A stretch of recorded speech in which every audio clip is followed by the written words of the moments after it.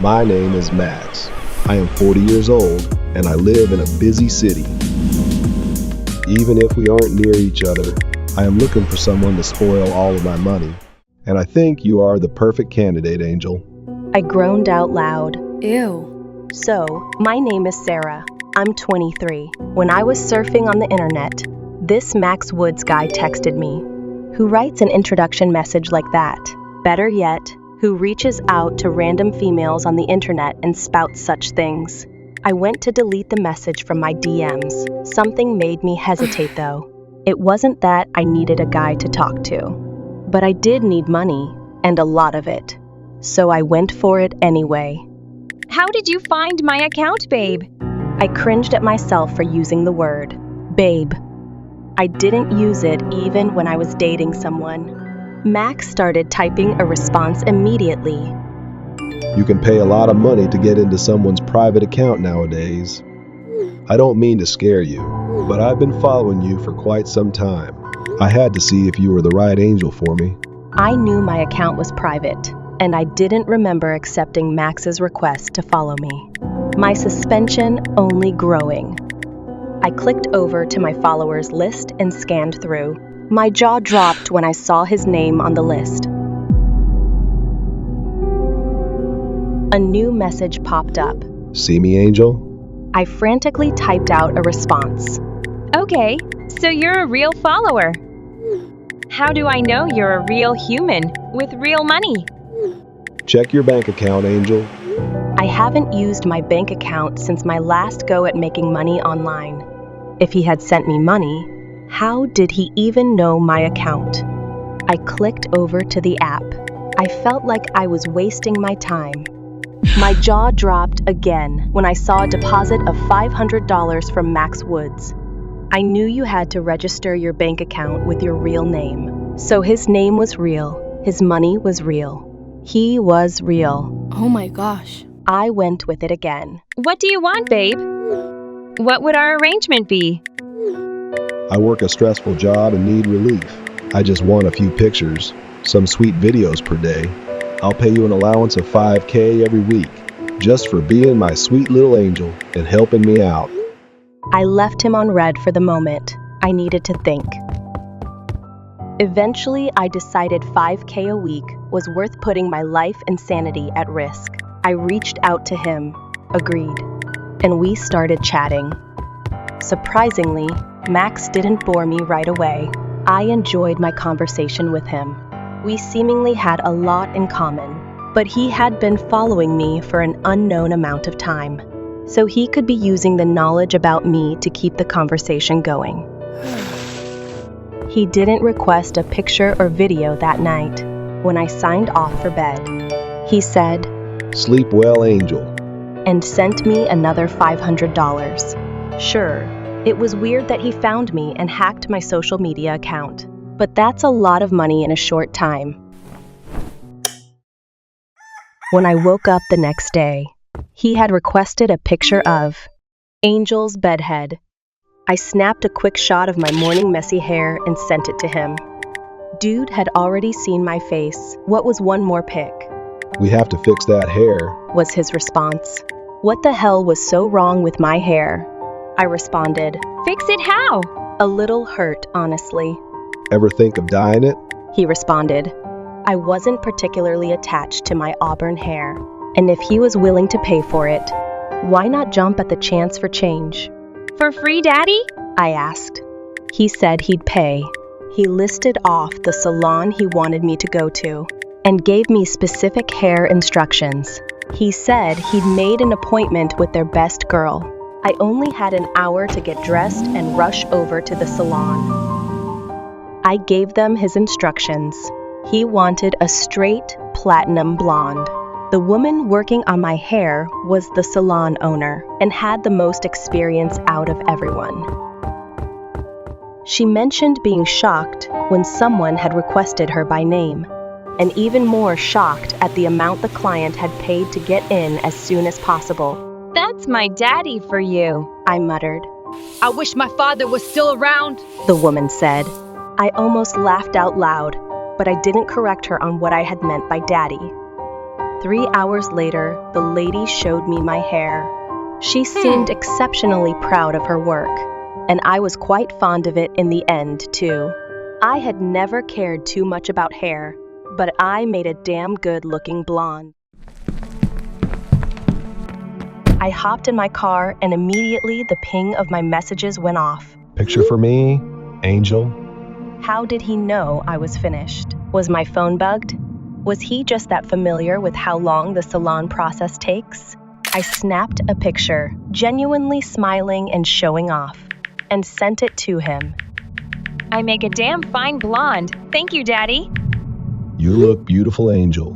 Now time for a wardrobe change. I wanted to go home, but he sent me to a lingerie shop with a list of items to buy. The list was full of weird stuffs, if you know what I meant. I went there. I gathered up the items on the list. As I approached the desk, the store's phone rang. The cashier answered it in a bored voice, but he sharpened quickly.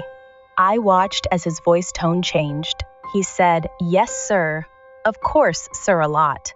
He typed a few things into the computer and hung up quickly. Surprisingly, he didn't give me a price, though. He didn't ask for a card, or my bank account, or a form of ID, or anything. He bagged everything in a bag. Courtesy of Daddy. He said. I took the bag and left the store. As soon as I got out of the store, my phone rang again. Photo shoot for Daddy when you get home, Angel. I'll put your allowance in once I've got those beautiful pictures. I drove home quickly, barely remembering the drive. I wondered whether he was using technology to spy on me, or if some secret bodyguard spy was following me around. That idea seemed a little too absurd, like I had watched too many movies. When I got home, I went to my room so I can get ready for the photo shoot. I slapped on some makeup, trying to look angelic. I closed my curtains against the pretty natural sunlight and went to try on the lingerie and start taking pictures. Open the blinds, Angel. He messaged immediately. I was officially creeped out. Hey, I'm not giving another person a free show. I snapped.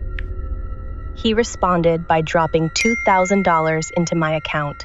Trust me. He demanded. At this point, I can't say no and opened the window for all to see my little photo shoot. I flounced around my room posing as I took the pictures he requested. I did feel genuinely sexy. After every picture, he commented on how beautiful I was, how I was a good little model, and his little angel. He never offered to send me pictures of himself, and I never asked. Day by day, I sent him the pictures he requested, and if I was in a good mood and wanted to be complimented, I even sent him some pictures he didn't request. The money kept flowing. As the days went on, his requests became stranger. At one point, he wanted to watch me bleed. He dropped $2,000 into my account. So, without hesitation, I took a video of me making a tiny cut on my body. He was so pleased with the video, and he dropped another $2,000. Another time, he wanted pictures of my bare feet close to a fire. One time, he asked for videos of me showering in super hot or super cold water. And finally, he asked for my finger and toenail clippings. But I'd need your mailing address for that, Daddy. I said, hoping that he'd change his mind on that one. I wasn't ready to exchange addresses or send parts of my body through the postal office. He sent me the address without hesitation and even asked that I hurried and got it done before the post office closed. I quickly cut and collected my nails in the bathroom and drove to the post office. I gave it to the office worker. They didn't question the contents of the tiny envelope at all. When I got home, I realized I kinda wanted to see what a man who wants toenail clippings looked like. I had his address. I apparently had his real name, so why not?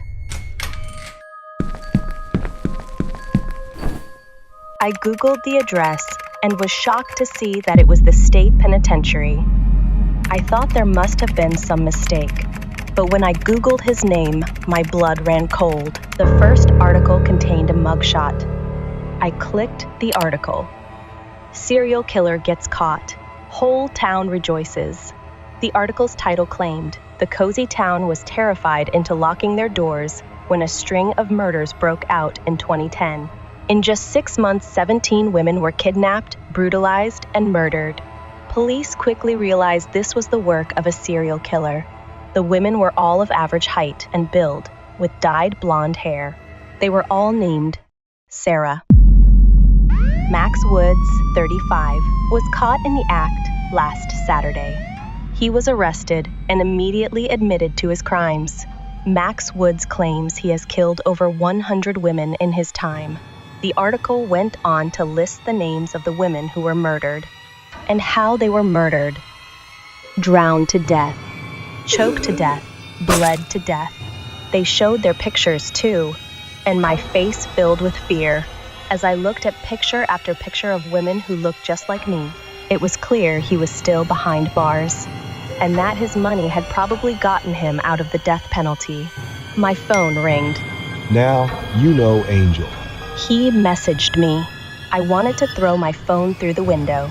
I didn't answer him. I didn't want to communicate with a pervy serial killer. My account notified me of a deposit. I opened it. No amount of money could make me respond to Max. $20,000 from Max Woods. I'm coming, Angel.